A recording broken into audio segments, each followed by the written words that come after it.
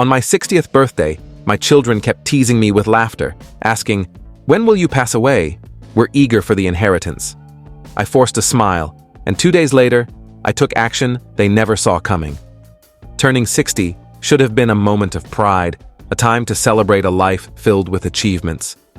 Instead, it felt like a timer ticking down to the day my family could finally cash in on my life's work, as if I were nothing more than an expired coupon. The party was lavish. A private room in a high-end restaurant, walls adorned with rich wood, crystal glasses shimmering under soft lighting. The guests included colleagues, old friends, and of course, my family. My daughters, Sarah and Emily, were unusually cheerful, showering me with affection as if they weren't the same women who only reached out when they needed favors. My spouse, Diane, glided around in an expensive dress I'd bought, laughing, toasting, pretending to be the perfect partner. Her son, Noah, from her previous marriage, sat quietly at the far end of the table, unnoticed by the others. The evening started well: fine wine, gourmet food, polite conversation. But then came the remarks. Sarah was the first to cross the line. "So, Dad, when you're gone, can we expect a fortune?" The table burst into laughter. My grip on my glass tightened, but I managed to smile. Emily chimed in, her eyes gleaming with amusement. "Or should we sell the company? Split it right down the middle?" More laughter. Even Diane joined in. "Don't keep them waiting too long, Robert." They didn't even pretend to be subtle. There were no heartfelt words about the life I'd built, no appreciation for what I meant to them. Just numbers, properties, wealth, a man reduced to his net worth. I laughed along. What else could I do? Ruin my own birthday dinner? But as the night wore on, the jokes continued, each one a painful reminder of what I'd long ignored. They didn't love me. They loved the lifestyle I funded, the luxury trips, the trust funds, the safety net that allowed them to live carelessly, knowing I'd always bail them out. When I returned home, their laughter echoed in my mind, but now it sounded harsh, cruel.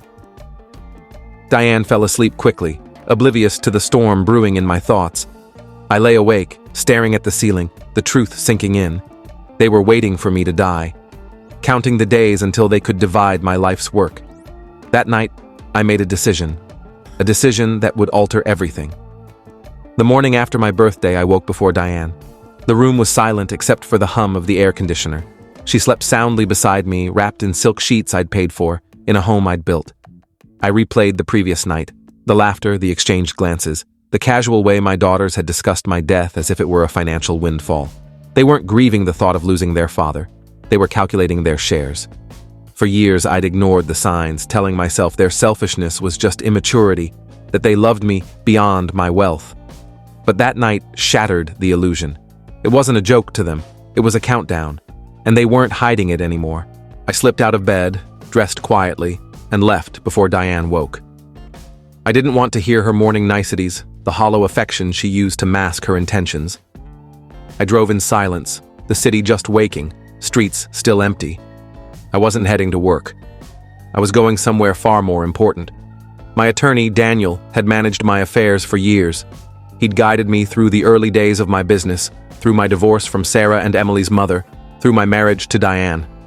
If anyone understood my finances, he did. He greeted me with his usual professionalism, but gave me a cautious look. He could sense something was different. "I want to overhaul everything," I told him as I sat down. He leaned back slightly. "How significant are these changes?" "Very." I laid out my plan. Every account, every asset, every investment. My daughters had expected to inherit millions, enough to live lavishly without lifting a finger. Diane assumed she'd remain in the lap of luxury. But that wouldn't happen. Most of it would go to charities, children's hospitals, affordable housing, education funds, causes that mattered, causes that wouldn't be squandered on designer bags and vacation homes. Sarah and Emily would receive a modest sum, enough to live comfortably, but not enough to avoid working. Diane, she'd keep the house we lived in and nothing more. She'd entered this marriage with nothing, assuming she'd be set for life. That assumption was about to crumble.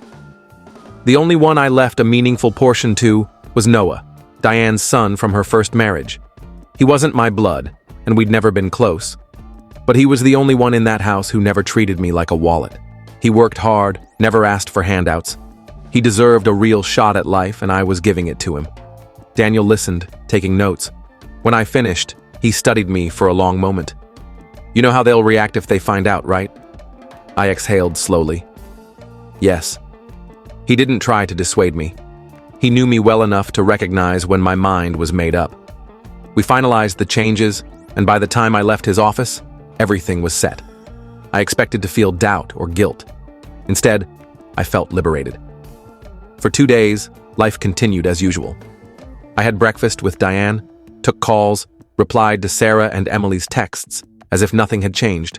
They still believed their golden future was secure. Then, on the 3rd day, they discovered the truth. And chaos erupted. The explosion came at 10:42 a.m. I was in my home office, wrapping up a call, when Diane's voice pierced through the house. Not her usual sweet tone. This was raw, furious. I barely had time to stand before she stormed in, legal papers in one hand, the other clenched. She must have just spoken to Daniel. Her face was flushed, her eyes blazing. "What is this?" she snapped, shaking the documents. "Tell me this is a mistake." I remained calm. "It's not." Her chest heaved. "So after all these years I get nothing?" "You keep the house," I said simply. She let out a bitter laugh. "The house? That's it?" I could see her mind racing. She'd married me for my wealth, enjoyed a life she could never afford on her own. Now, it was slipping away. Before I could respond, my phone lit up. Calls from Sarah, then Emily, then Sarah again. They knew. Diane exhaled sharply and turned to leave. "You'd better answer, Robert. They're coming." I didn't wait long. By noon, Sarah and Emily burst through the door like a SWAT team. They didn't bother with greetings. "Are you insane?" Sarah demanded. "What kind of father does this?" Emily added. "How could you?" They hurled accusations. Heartless, cruel, selfish. They ranted about how they'd relied on that money, how I was destroying their futures. Emily even had the nerve to mention a beachfront property she'd wanted in Malibu. Not once did they ask why. Not once did they consider if they'd earned it. Diane sat in the corner, arms crossed, seething. She hadn't spoken much since her initial outburst, but her silence spoke volumes. Then, amid the shouting, another voice cut through. "Maybe you should all calm down." Everyone turned. Noah stood in the doorway, hands in his pockets, his expression unreadable. He'd been quiet all morning, but now he stepped forward. "You can't even hear yourselves, can you?" he said, looking at Sarah and Emily. "You're furious because you're not getting millions for doing nothing." Sarah rolled her eyes. "Oh, look who's talking. You're probably thrilled about this, aren't you?" Emily crossed her arms. "Did you put him up to this?" Noah frowned. "I didn't even know about it until now." That was true. He had no idea I'd left him anything. But unlike the others, he wasn't screaming about money. Sarah turned back to me. "Dad, this isn't fair. We're your daughters. We should come first." I met her gaze and finally said what I'd held back for years. "You only remember I'm your father when you want something." The room fell silent. They had no response because they knew it was true. I'd given them everything, and in return, they'd given me nothing but demands. Now, for the first time, they faced a future without my safety net, and they despised me for it. The air grew heavy. Sarah paced, arms crossed, lips pressed tight. Emily shook her head in disbelief. Diane sat silently, her anger palpable. Sarah finally stopped and faced me. "I don't get it. What did we do wrong?" I leaned back. "You treated me like a bank. You only called when you needed something. You never invited me anywhere unless I paid. Every dinner, every trip. It was never about me. It was about my money." Emily scoffed.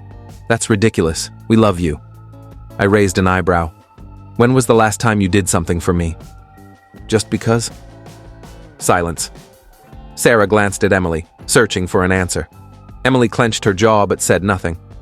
Diane sighed dramatically. "Robert, you're acting like we're the villains. We're your family." I turned to her. "And what does that mean?" She blinked. "It means we should come first, not strangers." I exhaled. "That's the thing, Diane. Strangers have treated me better than my own family. Strangers don't joke about my death. Strangers don't pretend to care when all they want is my money." Sarah groaned. "Oh my God, Dad. Are you seriously playing the victim?" Emily crossed her arms. Poor rich guy, right? Boo-hoo, your money made life so hard. I studied them, my daughters, my flesh and blood, the two people I'd loved unconditionally since birth. And there they stood, utterly incapable of understanding why I'd cut them off. They weren't hurt because they'd lost me. They were furious because I'd finally set a boundary they couldn't manipulate. Diane tried again, her voice softening, her eyes pleading, the look she used when she wanted to sway me. Robert, just think about this, okay? You don't have to decide now. This is my decision. Her lips thinned. Sarah exhaled sharply. Unbelievable. So you're screwing over your own family for what? To feel like a hero? I shook my head. I'm doing this because it's right, and because I'm done pretending I don't see who you really are. Emily grabbed her purse. Fine, don't come crying to us when you realize how alone you are. Sarah smirked. Yeah, enjoy your charities. Hope they visit you in the nursing home. Diane stood slowly. She didn't yell. She just looked at me like I was worthless now. You'll regret this, she said quietly. Then they left, one by one, slamming the door behind them. I sat there for a long time. The house was quiet again, and for the first time in years, the silence felt like peace. If you enjoyed this story and felt the emotions behind it, don't forget to give it a like, share it with others, and subscribe to the channel for more real-life experiences and heartfelt stories. Your support means the world, and it helps us bring more content like this to you. Thank you for watching, and I'll see you in the next video.